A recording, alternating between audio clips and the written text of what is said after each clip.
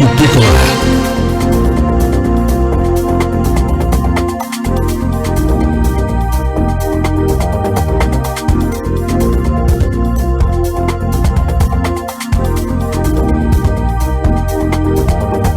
Vamos que vamos. O programa de hoje recebe o presidente do Sindojus, Ceará, Wagner Lima. A gente vai conversar com ele sobre a luta pelo reajuste salarial dos servidores e oficiais de justiça do Ceará. Seja bem-vindo, Wagner. Bom dia, muito obrigado pelo espaço. Estamos aqui à disposição para responder às indagações suscitadas por vocês. Bom, em primeiro lugar, existe o Fórum Unificado das Entidades Associativas e Sindicais dos Servidores Públicos do Estado do Ceará, FASPEC, do qual, desse fórum, nós, dos sindicatos oficiais de justiça, Sindojus Ceará, nós participamos. E esse fórum vem discutindo com o governo do Estado, através da Casa Civil e da Secretaria de Articulação Política do governo Camilo, vem discutindo a reposição das perdas ao longo dos últimos 4, 5 anos, que já totalizam 20,64%. Portanto, o Sindojus está junto com as demais entidades na luta para recompor o poder de compra da nossa remuneração, haja vista as perdas ao longo desse tempo. E neste sentido, dando continuidade a uma reunião à vida no dia 18 de julho, foi marcado para amanhã, dia 1º, uma manifestação em frente ao Palácio do Governo, na Avenida Barão de Studat, onde as entidades e os servidores farão pacificamente uma manifestação pela reposição inflacionária. Cremos que há possibilidade de amanhã a Casa Civil e a Articulação Política do governo vir a receber o Fórum Unificado no sentido de dar continuidade às negociações visando a reposição, tanto a reposição das perdas, como também a reposição inflacionária nela contida, da inflação do ano passado de 3,75%. Bom, em primeiro lugar, é preciso deixar claro que a gente vive uma situação nesse país de contenção de gastos públicos, a começar do governo Temer, quando aprovou aquela contenção por 20 anos em nível nacional. E aqui, em nível estadual, o governo Camilo também aprovou na Assembleia uma contenção de gasto público pelo prazo de 10 anos. Dentro desse contexto, é evidente que se depara com uma conjuntura muito adversa. Porém, isso não foge da responsabilidade do ente público, do governo, de vir a repor essas perdas. E à luz disso, a gente chama a atenção a gestão fiscal do governo estadual, né? A publicação dos resultados da gestão fiscal do governo estadual aponta para um equilíbrio na saúde das finanças.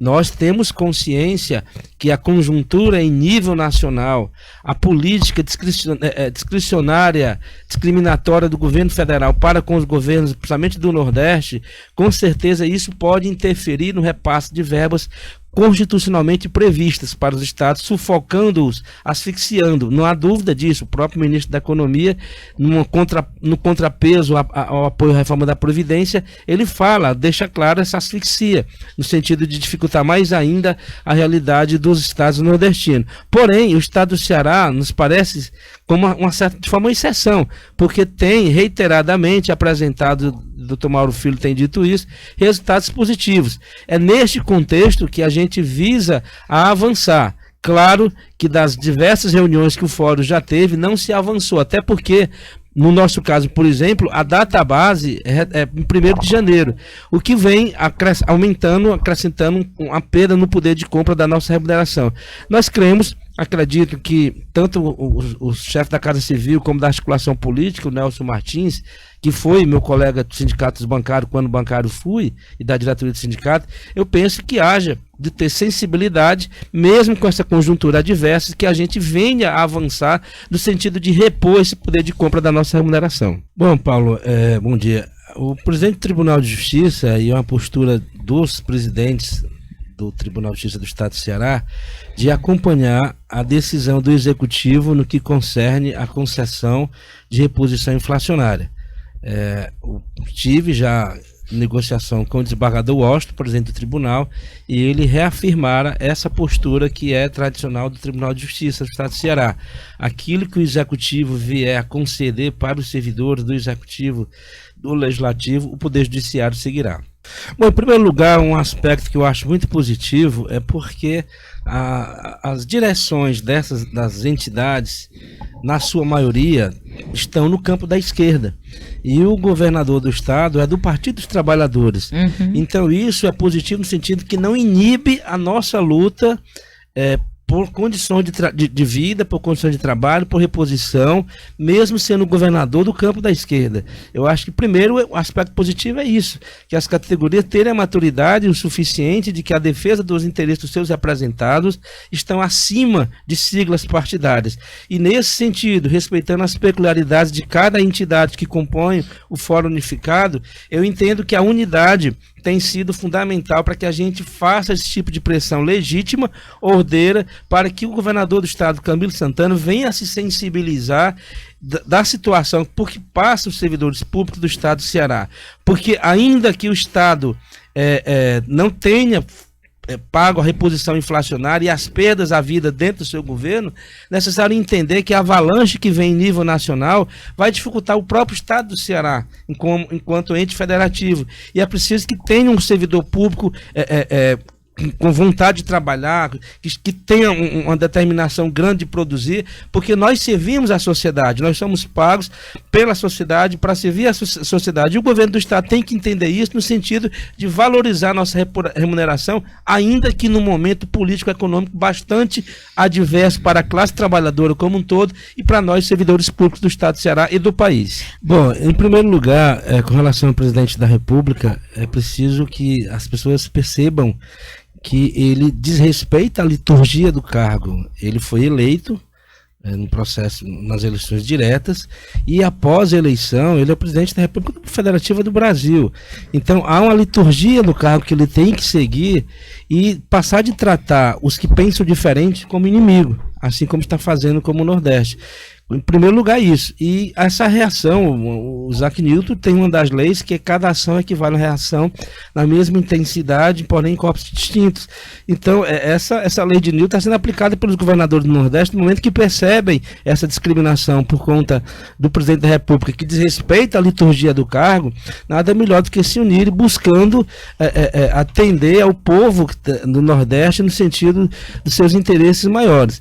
Quanto à questão dos vazamentos, dos que está vindo à tona acerca da Operação Lava Jato, eu acho que é preciso, principalmente nós que trabalhamos no Poder Judiciário, entendamos que a lei nesse país, a Constituição, e isso precisa ser observado.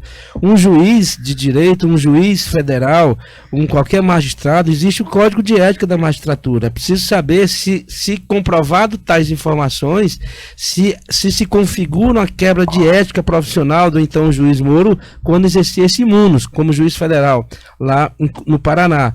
Primeiro, a questão do Código de Ética da Magistratura. Segundo, verificar que o próprio Código de Processo Penal, ele prevê, se não me engano, no seu artigo 246, ele prevê a equidistância do magistrado às partes no processo.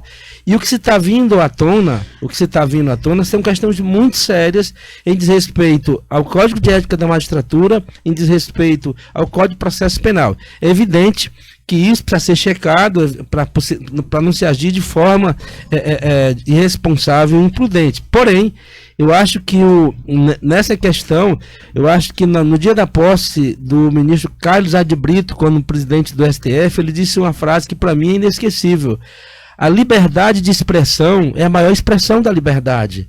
Então, se a Constituição prevê o sigilo da informação para o jornalista, há de se respeitar a liberdade de expressão para que as pessoas tomem conhecimento do que está acontecendo e, se verdadeiro for, que as medidas sejam tomadas de forma contundente à luz da Constituição Federal e à luz da lei. A questão da reposição inflacionária, ela atinge o conjunto dos servidores públicos estaduais do Ceará. Nós, oficiais de justiça, temos reivindicações específicas que estamos permanentemente discutindo com a administração superior do tribunal. Porém, dentre dessas reivindicações específicas, há uma que eu acredito que é de interesse da sociedade, que é o concurso público para o oficial de justiça. Nós temos hoje 4 comarcas no estado do Ceará sem oficial de justiça, que são as comarcas de Senador Pompeu, Solonópolis, Iracema, Senador Pompeu, Solanópolis, Iracema, deixa-me ver a quarta comarca, Senador Pompeu, Solanópolis, Iracema e Jaguaretama. São essas 4 cidades, não tem oficial de justiça. Além disso, nós temos uma situação muito difícil na comarca de Crateús, minha terra natal, onde nós temos apenas 2 oficiais, quando pelo próprio tribunal haveria a necessidade de 5. Nós temos uma situação terrível na comarca de Quixadá, onde o próprio tribunal entende que aquela comarca deveria ter 11 oficiais, tem apenas 2 oficiais. A comarca de Itauá, que apenas 2 colegas, quando deviam ser 4. A comarca de Acopiara, quando temos apenas 1 colega, quando deviam ter 3. A comarca de Santa Quitéria, que devia ter 4, tem apenas 1, e este se encontra afastado por problema de saúde. E Morada Nova, que deviam ter 3, hoje tem apenas 1 oficial de justiça. Limoeiro do Norte, que devia ter 4, tem apenas 1 oficial de justiça. E essa deficiência no número do quantitativo de oficial de justiça compromete uma prestação jurisdicional, no sentido da agilidade, porque nós, oficiais de justiça, nós é que somos a ponta, nós é que levamos a efetividade de uma decisão prolatada por um magistrado. E aí o concurso público para oficial de justiça é uma necessidade urgente. Nós estamos a discutir essa questão administrativamente com o tribunal, porém nós não chegamos a um denominador comum em face da leitura que se faz à luz de uma resolução do Conselho Nacional de Justiça, que é a resolução 219, que calcula a força de trabalho necessária nas unidades judiciárias, e há interpretações díspares acerca da aplicabilidade dessa resolução. Em primeiro lugar, para a sociedade, o reflexo primeiro que atinge a todos, independente de classe social, é a demora na prestação jurisdicional. No momento que você não tem aquele servidor público que cumpre as ordens judiciais, dando efetividade a uma decisão prolatada, uma decisão feita pelo magistrado, no momento que você não tem este servidor, como é que os processos vão andar? Primeiro prejuízo para a sociedade é implicar mais morosidade na justiça. Primeiro isso. Segundo, há questões, por exemplo, na Lei Maria da Penha, de violência doméstica, que os mandados, as determinações em sede de medidas protetivas, elas têm que serem cumpridas de forma urgente. Nós temos regime de plantão em todas as comarcas, mas naquelas que não tem, uma mulher vítima de uma violência física, psicológica, adentra via defensoria pública, tá? Como é que isso vai se materializar? Esses riscos ocorrem. Sendo, a sociedade precisa entender que nós, oficiais de justiça, eu sempre menciono uma frase de uma jornalista de Brasília, Carolina Aquino, onde ela diz, uma certa vez num escrito dela, que nós, oficiais de justiça, pisamos os tapetes vermelhos dos palácios e as ruas lamaçais da favela. Nós tratamos com todo estrato social. Nós intimamos, citamos aqueles de baixa renda, quer no aspecto familiar, quer no aspecto tributário, quer no aspecto criminal, como também no outro extremo, no extremo dos palácios, nos extremos daqueles engravatados. Então, o nosso papel é um papel que passa um pouco por ser assistente social, de ser psicólogo, de ter uma compreensão, porque a gente trabalha com a dor da família, quando um filho está preso por estar nas drogas, a gente trabalha com o sentimento de algum que tem privado os seus bens em função de uma dívida, em função de uma constrição. Então o nosso trabalho é um trabalho também muito social. Daí ter o prejuízo da prestação jurisdicional não célere, ou seja, atrasada por conta de não ter esse servidor, como também questões iminentes a serem resolvidas, como Maria da Penha, o cumprimento do alvará de soltura, tudo isso precisa da presença do oficial de justiça. Daí a necessidade das centenas de comarcas que há no estado de Ceará terem oficial de justiça para dar efetividade às decisões judiciais. Para nós, reflete sobrecarga de trabalho, reflete na questão de saúde, reflete no processo depressivo. Nós temos hoje, só para você ter uma ideia, aqui na central de mandados do Fórum Clóvis Bevilacqua, que é a maior, que é o coração, digamos assim, nós temos 246 oficiais de justiça. Desses 246, há dezenas afastados por problema de saúde. Por quê? Porque você tem uma sobrecarga. Nós temos hoje em Fortaleza, hoje à luz do requerimento feito pelo juiz diretor do fórum à época, nós temos 23 rotas sem oficial de justiça. Então a cidade da dimensão que é Fortaleza, e você tem um bairro como, por exemplo, Conjunto Ceará, que é uma cidade mais de 300 mil habitantes, e você não tem esse profissional, isso em muito contribui para um acúmulo de trabalho muito grande. Hoje mesmo, aliás, perdão, esse final de semana, como presidente do sindicato, eu recebi uma ligação de um colega oficial de justiça. Ele disse: Wagner, eu estou que não aguento, eu estou com 500 mandatos para cumprir. Eu fui conversar com o juiz para entender de qual o problema. O juiz não está podendo fazer nada. Por quê? Porque falta oficial de justiça, são macro-regiões e micro-regiões sem oficiais de justiça. O período de julho coincidiu com o período de férias também, em função de muitos, por causa de férias escolares, tiro férias em julho. Você junta isto e dá uma sobrecarga. Esta sobrecarga leva, querendo ou não, a problemas psicológicos. Eu posso citar para vocês aqui que numa conversa com o presidente da Comissão Permanente de Processo Administrativo Disciplinar do Tribunal de Justiça, que ele me colocou: olha, Wagner, muitos dos processos que vêm aqui, sindicância, que chegam a mim, a comissão, decorrem de processos de problemas depressivos, em função da sobrecarga. Isso fora dito pelo presidente da Comissão Permanente de Processo Disciplinar. Não é nem questão de conduta, muitos deles decorrem o atraso no cumprimento de mandados, a demora que faz com que o magistrado de ofício provoque o juiz superintendente, o juiz da comarca, para que aquele oficial se informe o porquê não cumpriu o mandado. O não cumprimento, em regra, se dá pelo acúmulo de trabalho, dada essa deficiência dos nossos profissionais. Olha, o professor tocou numa questão muito importante. A sociedade precisa saber que o nosso trabalho é predominantemente solitário. E nós temos que equilibrar duas forças no momento que a gente cumpre, por exemplo, uma busca e apreensão de um menor. Quando a gente vai retirar do colo da mãe para passar para o pai ou vice-versa. Que forças são essas que nós temos que equilibrar? A força que diz, no rosto do mandado, cumpra a determinação de busca e apreensão, e a força que emerge do nosso coração de sensibilizar, se sensibilizar com a dor de que não vai ter aquele filho retirado. Buscar essa força de equilíbrio no cumprimento de ordens judiciais tão duras é uma das missões mais difíceis que nós temos, no cumprimento de busca e apreensão de menor e no cumprimento de ações de despejo, como também no cumprimento de ações de reintegração de posse de grande monta, onde você vai retirar de um determinado local famílias. O equilíbrio emocional que nós temos de ter para desenvolver o nosso mistério exige de nós um equilíbrio perfeito entre a razão e a emoção. É preciso. E isso leva a um desgaste muito grande, porque a gente convive o dia a dia das dificuldades, da fome, da miséria, do crime. É como disse, nós pisamos os tapetes vermelhos dos palácios e as ruas lamaçais da favela. A gente vai a todo extrato social e exige da gente aí um equilíbrio muito grande. Eu diria, professor, que assiste razão à sua colocação, no sentido de que muitas questões que hoje, como aqui eu já disseram anteriormente, em sede de sindicância, decorrem do acúmulo de trabalho, decorrem dessa carga emocional de trabalhar o dia a dia com o povo. A gente trabalha com gente no cível, nós trabalhamos de entrar na privacidade das pessoas no momento que a gente procede a uma penhora, a um arresto, a uma constrição.